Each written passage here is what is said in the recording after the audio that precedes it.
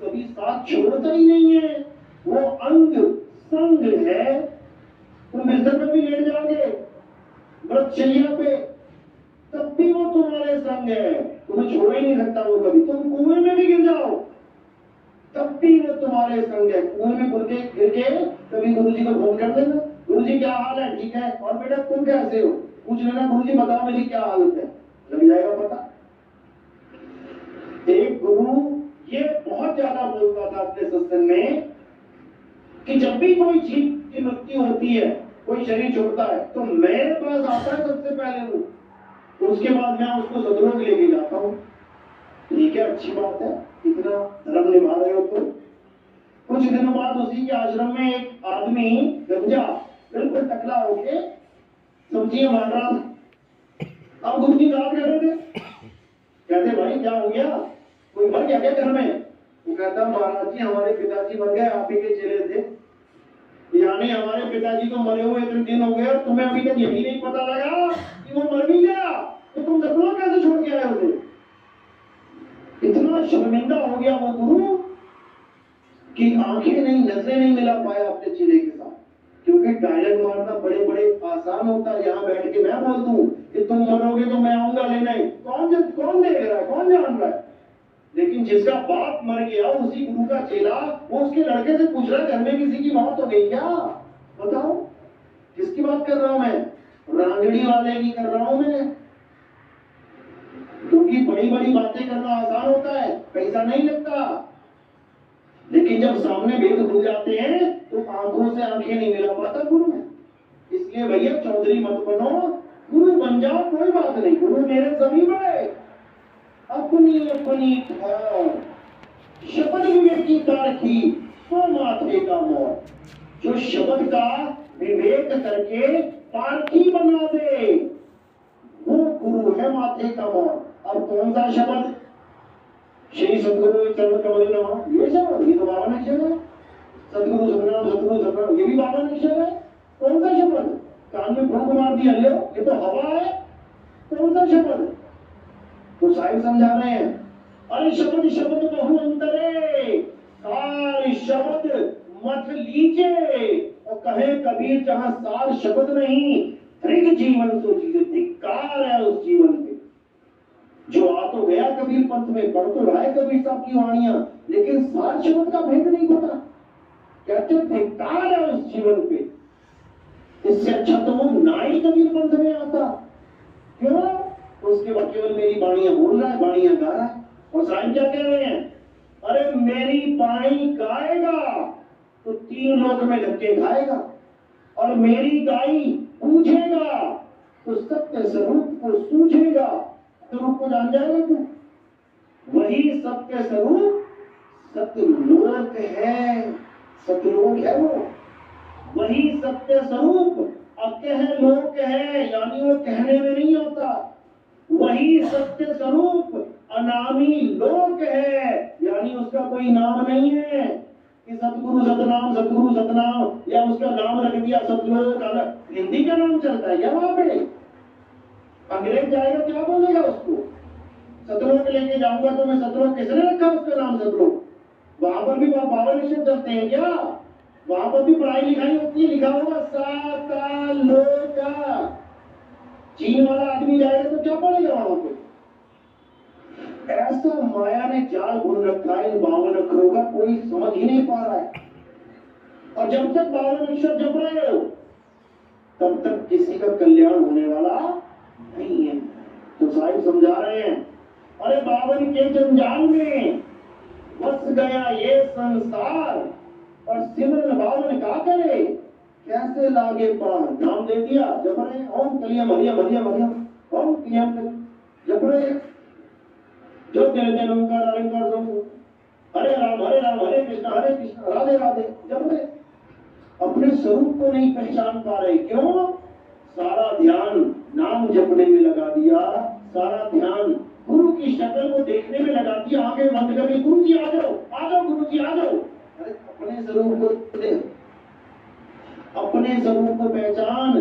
पिंजड़े को मत बुला, ये पिंजड़ा है 5-25 दिन का पिंजड़ा, और रामे तुमको राखे हो, तुमको बिसर गई सुध घर की, यानी अपने मूल स्वरूप की सुध बिसर गई। और ये महिमा अपनी भाग्य हो, इस पिंजरे की महिमा गवा रहा है। किसी भी मंदिर में चले जाओ, किसकी पूजा हो रही है? पिंजरे की। राम जी का पिंजरा, हनुमान जी का पिंजरा, शंकर जी का पिंजरा, माता का पिंजरा, सबके पिंजरे हैं ये। तुम्हारा पिंजरा, हमारा पिंजरा, सारे पिंजरों की पूजा हो रही है। सब पिंजरा पुजारी बने पड़े हैं, कोई शब्द पुजारी नहीं बन रहा है। तो साहिब क्या कह रहे हैं? संतों शब्द साधना कीजिए, और जौन शब्द से राम प्रकट भये, कोई शब्द कह लीजिए। संतों शब्द साधना कीजिए। गुरु की साधना करना, शब्द गुरु की साधना करना है, ये देही गुरु की साधना नहीं है कि तुम देही गुरु की आस लगा के बैठे हुए गुरु जी आएंगे लेके जाएंगे। अरे वो वस्तु तेरे घर में है, कहां लेके जाएंगे तुझे भाई? कस्तूरी कुंडल बसे और बर ढूंढे वन माही, ऐसे रमता राम है। जैसे दूध में घी रमा हुआ है, अब दूध से क्या सवा हाथ ऊपर घी रमा हुआ है? ज्यों तिलमाही तेल है, और तिल यहां है तो तेल का सवा हाथ ऊपर मिलेगा? बिल्कुल नहीं। ज्यों तिलमाही तेल है, तुम ढूंढो उसी में परमात्मा। कह रहे ज्यों तिलमाही तेल है और ज्यों चकमक तेरा साईं तुझ में है। ये नहीं कि तुझसे सवा हाथ ऊपर है, तेरा साईं तुझ में है, और जाग सके तो जा, तुझ में है वो। तुझे वहां जाने की जरूरत नहीं पड़ेगी, दूध को कहीं जाने की जरूरत नहीं पड़ेगी, दूध में ही घी है। और जब दूध घी बनेगा तो दूध नहीं,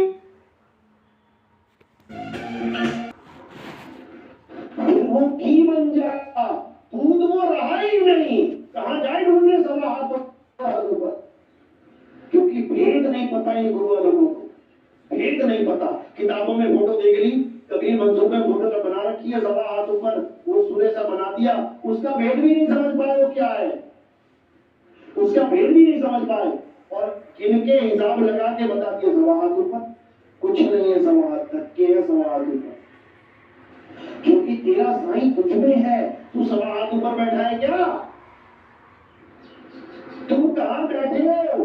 तुम्हें वो जगह पता करनी है गुरु से क्यों कि गुरु जी मैं कहां हूं, मुझे मेरा निज स्थान बता दो, मैं कहां पे हूं। बस वहीं पे रमण करना है, उसी में रम जाना है। क्योंकि तेरा साईं तुझ में है, तेरी काया में नहीं, तुझ में। अपने अंदर खोज। और तुम्हारा क्या स्वरूप है? आत्म स्वरूप। अपने आत्म स्वरूप में खोज, 100% परमात्मा मिलेगा। लेकिन अपने आत्म स्वरूप से हल्का सा भी आगे पीछे ऊपर नीचे कहीं भी हो गया तो निशाना नहीं लगेगा। तो साहिब कह रहे निशाना कोई मारे संत सुजान। और निशाना किसमें मारना है? खुद में, खुद में, किसी और का नहीं निशाना लगाना है।